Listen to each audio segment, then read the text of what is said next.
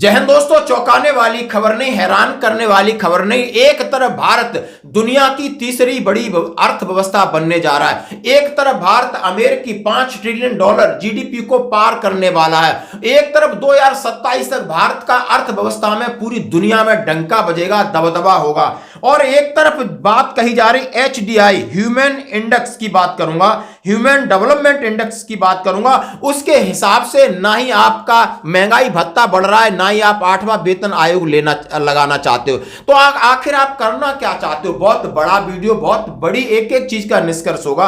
इसमें सीधा माननीय प्रधानमंत्री जी को चिट्ठी लिखी गई है, वित्त मंत्री को चिट्ठी लिखी है, गृह मंत्री को भी लिखा है, कैबिनेट सचिव को भी लिखा है। आखिर आप लोग अपनी मंशा जाहिर कर दीजिए, नहीं 25 जनवरी से होगा हंगामा और काम बंद होगा। जब तक सरकार चुप क्यों है? जब सरकार इतने बड़े वादे कर रही है कि हमारी 5 ट्रिलियन अमेरिकी डॉलर को हम पार करने वाले हैं, तीसरी बड़ी अर्थव्यवस्था 2027 तक होने वाली है, फिर आपने कोविड में रोका हुआ 18 महीने दिए।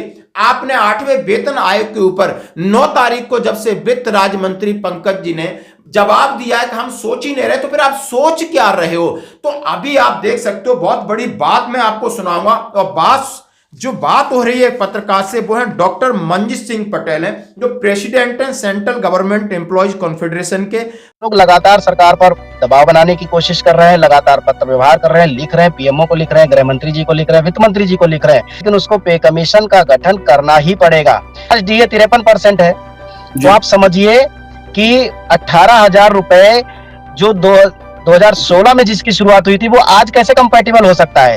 तो अगर आप पे कमीशन नहीं गठित करेंगे तो लोगों की सैलरी ह्यूमन डेवलपमेंट इंडेक्स के मुकाबले बहुत नीचे चली जाएंगी। और आप कह रहे हो कि भारत दुनिया की तीसरी सबसे बड़ी अर्थव्यवस्था बनने की कगार पे है, तो ये झूठ मत फैलाओ। फिर नहीं किया है, 2025 में अगर गठित करेंगे तो 3 साल और लेगा, तो 25 3 28 साल ऐसे निकल जाएंगे।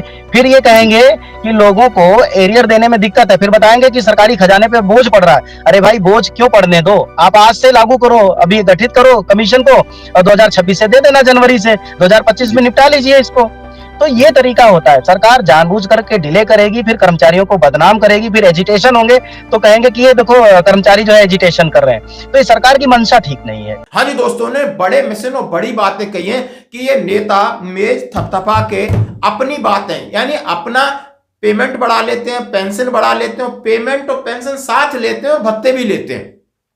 ना कोई विपक्ष परेशान है, ना कोई पक्ष परेशान है, आराम से हंस के गले मिल जाते हैं। और जब बात आती केंद्रीय कर्मचारी, 1.25 करोड़ कर्मचारी और पेंशनर हैं, जब उनकी बात आती तो लगातार बढ़ती हुई महंगाई, और उन्होंने कहा है करेंसी आपका वैल्यूएशन में लगातार गिरावट हो रही है।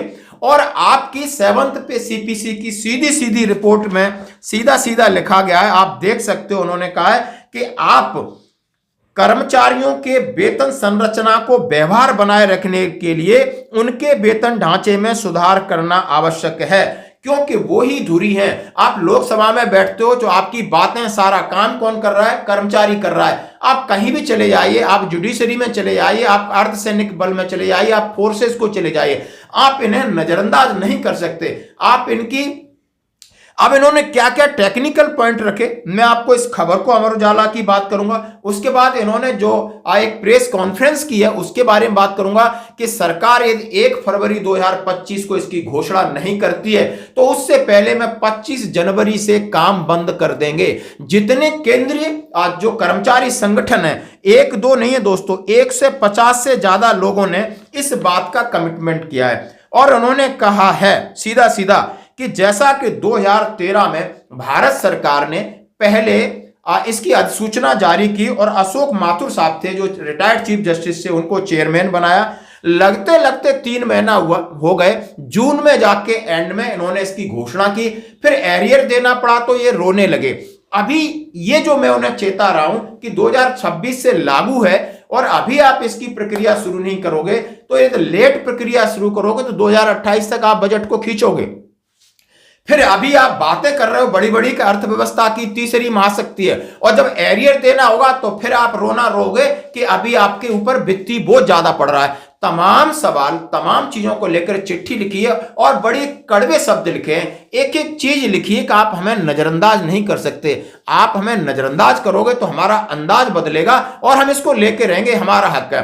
उन्होंने 10 साल की बात नहीं, उन्होंने 5 साल की बात की कि आज जिस तरह महंगाई बिल्कुल कछुए की स्पीड से, आप महंगाई कितनी स्पीड से बढ़ रही है और महंगाई भत्ता आप किस तरीके से आप समझ रहे हो 53% हुआ है। यहां तक उन्होंने ये भी चर्चा की कि 7th पे सीपीसी में सीधा ये था कि जैसे ही 50% महंगाई भत्ता हो जाता है तो आप उसको मूल वेतन में मर्ज कर दीजिए और इसका रिवीजन हर 5 साल बाद करिए।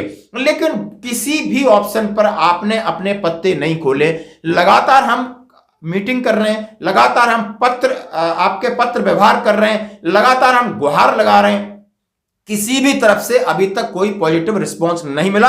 अब इन्होंने और कौन कौन से बिंदुओं पर बात की जरा हम आपके सामने रखते हैं। आज सभी अखबारों में अमर उजाला कह रहा है 8th पे कमीशन 10 नहीं बल्कि 5 साल में रिवाइज हो, वेतनमान कॉन्फेडरेशन ने लगाई पीएम मोदी से गुहार। उन्होंने कहा केंद्र सरकार के कर्मचारियों के लिए 8वें वेतन आयोग के गठन को लेकर आवाज बुलंद शुरू कर दी है। संसद के शीतकालीन सत्र में जिस तरीके से जो जवाब मिला उससे सभी लोग आहत हैं। Confederation of central government employ and worker के महासचिव एससी यादव ने इस विषय में माननीय प्रधानमंत्री जी को चिट्ठी लिख करके अवगत करा दिया कि अब विलंब स्वीकार नहीं है। 10 वर्ष नहीं, आपने 5 वर्ष वेतनमान रिवाइज करना चाहिए था।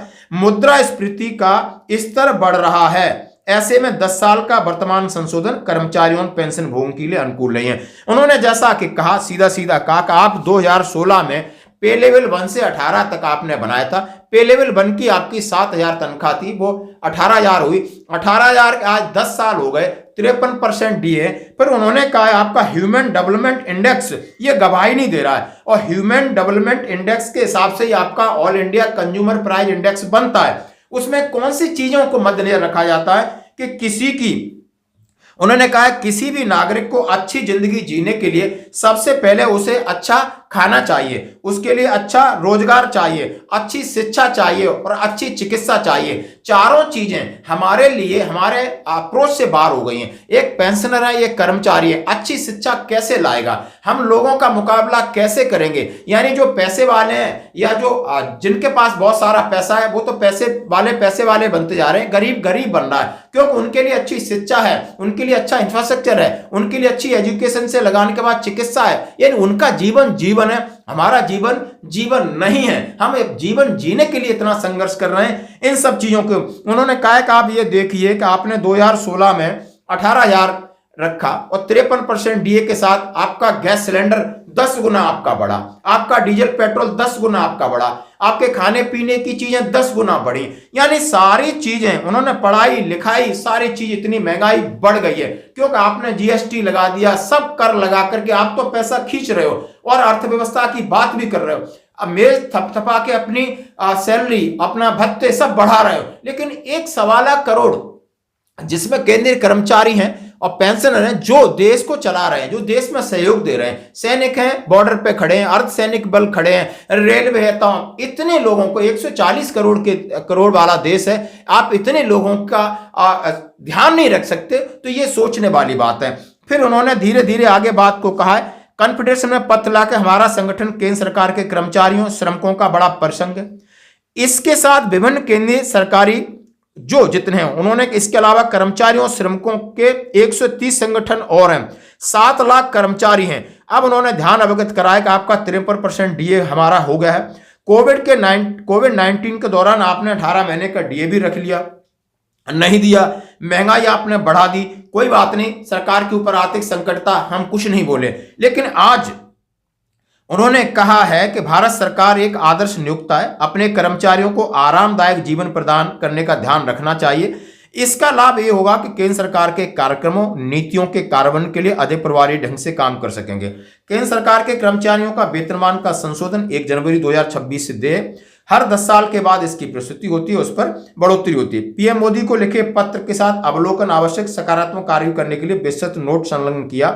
परिसंघ ने पीएम जी से माननीय प्रधानमंत्री से अनुरोध किया, अब समय आ गया कि 8वें वेतन आयोग को बिना किसी विलंब के गठन करिए।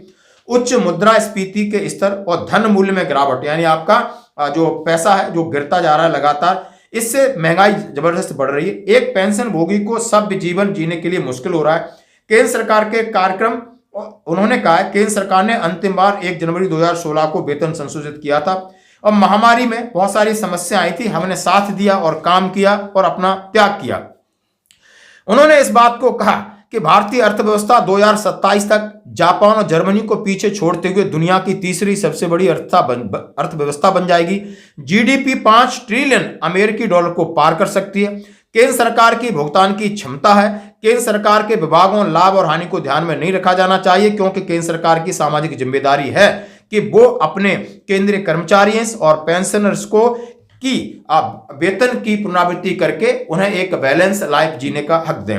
अब ये तमाम चीजों के लिए उन्होंने ये लेटर लिखा और आप ये सीधी बातचीत भी सुन सकते हो और इसके ऊपर अपनी प्रतिक्रिया जरूर दे सकते हो। लेकिन दोस्तों उन्होंने कहा है कि सरकार ये 2028 तक खींचेगी, फिर ये एरियर के लिए आनाकानी करेगी, इसलिए सरकार के ऊपर दबाव बनाना जरूरी है। सरकार से कहा गया है कि जैसे कि आपने पहले अकॉर्ड फार्मूला का भी बात किया गया था कि आप पे मैट्रिक्स को अकॉर्ड फार्मूला के साथ किसी फिटमेंट फैक्टर के साथ बढ़ोतरी कर सकते हो। जब उनसे पूछा कि आखिर मूल वेतन बढ़ोतरी कितनी हो सकती है, इस बात पर उनसे सवाल कहा, उन्होंने बोला 20 से 25% आपकी सैलरी में बढ़ोतरी होगी। जैसा कि फिटमेंट फैक्टर वहीं जा रहा है 1.92 के आसपास में पहुंच रहा है।